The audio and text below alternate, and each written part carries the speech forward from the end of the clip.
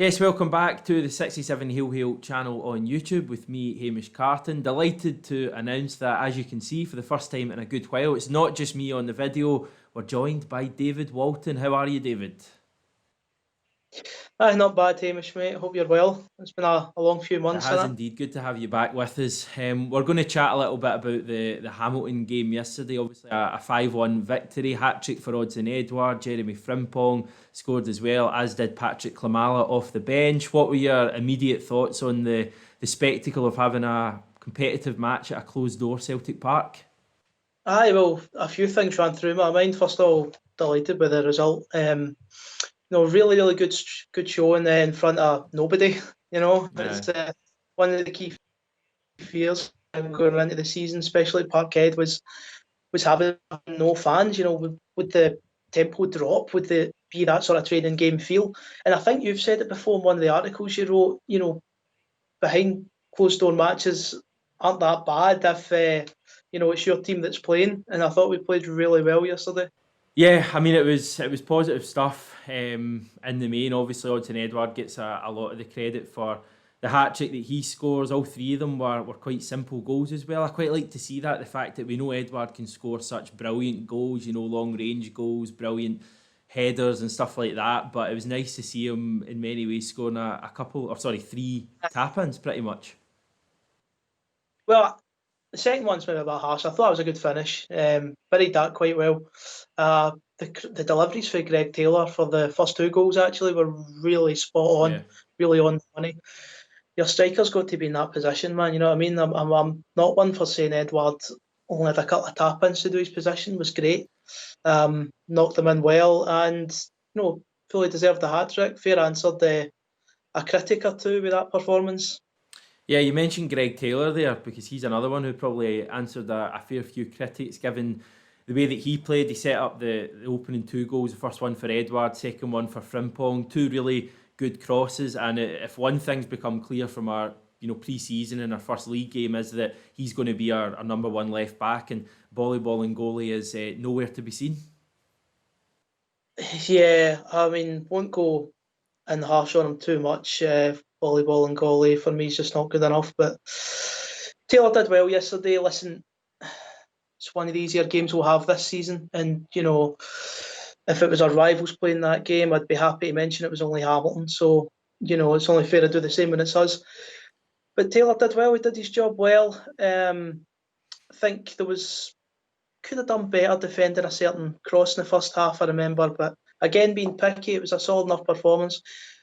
Contributes a good bit going forward. A lot more than I thought he might have done when he first joined. Those two crosses for the goals were absolute peach crosses, and it would probably cut open just about any defence in the country.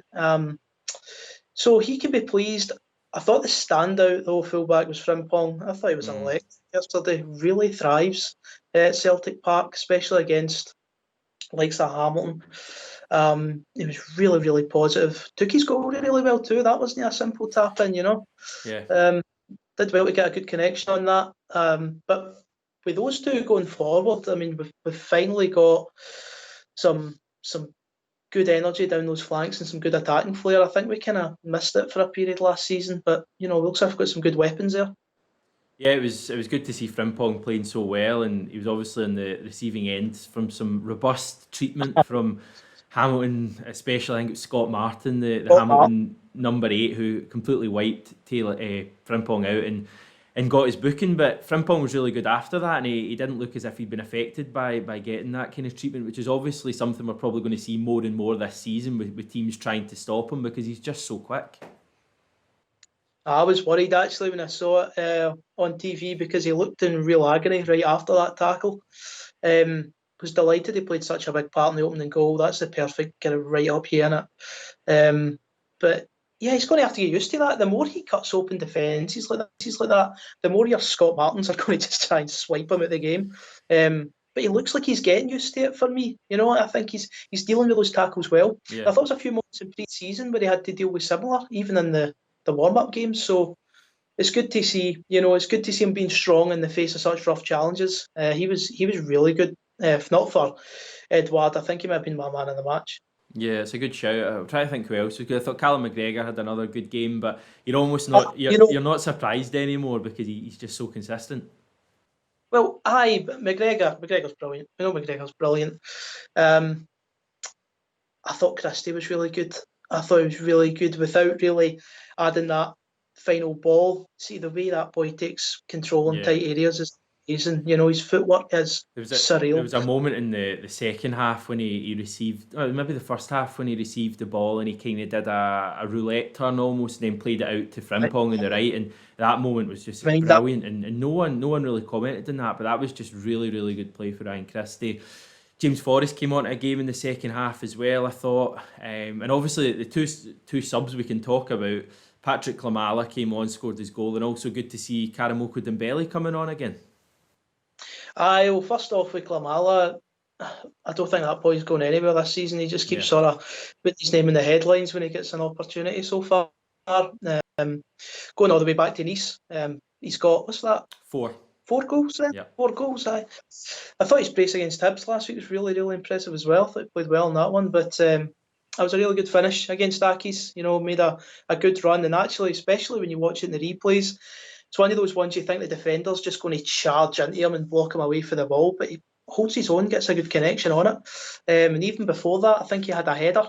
Didn't probably go for too much, but he was in that position, Karamoko Dembele, great to see him get on. I can't remember what he might have done in the game, to be honest, but he looks like he might get some opportunities. Looks like Neil maybe thinks he's going to be ready for some more game time this season. I think some of the other substitutes. Cham came on, but I don't think he was particularly great.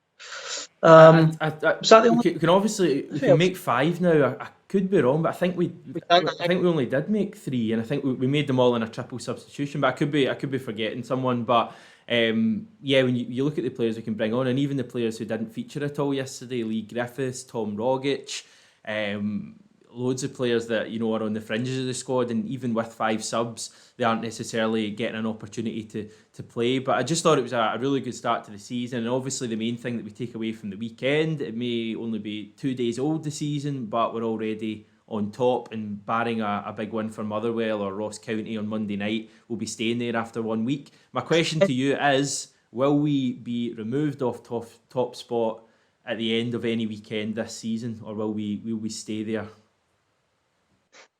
I mean, maybe we might slip up a game and I say another team will go top. But if we get to January, February, March and we're top of the league, that'll bode well for us. I'm never really a fan that gets too hung up in who's top of the league the first 5 to 8 games. I think it's table still to take shape at that point. It's always nice, but Manchester Day 1 being top of the table, I can't really think of any real negatives. Of course, Hamilton got the goal yesterday. I mean, I saw some people going, Barkas would have saved that and all that kind of stuff. I mean, I think you've got to give the boy Ben a break, I mean, 2 deflections. If it was Barkas in the nets and he didn't save it, everybody would be saying unlucky. It was a free goal. So, no, overall, it was just a really good performance. We have a habit of turning on the style on Flag Day, so it wasn't too much of a surprise that we did it again. And I think next week it's Kilmarnock away. That'll be a tougher match on the AstroTurf surface. I'm looking forward to that one. Yeah, another 4:30 kickoff on a Sunday. You're writing on 67hailhail.com today, obviously. If anyone wants to hear what David thought of the game yesterday, they can check that out. What kind of stuff have you been writing about today? Has there been any big stories that have caught your interest in the world of Celtic?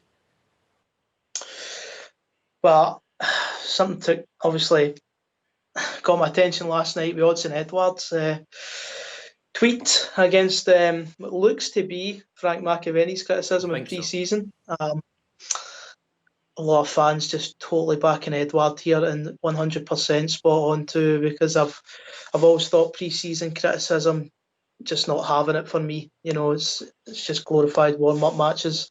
So a lot done in that, to be honest. See a lot of fans just are just in love with Odsonne Edouard at the minute.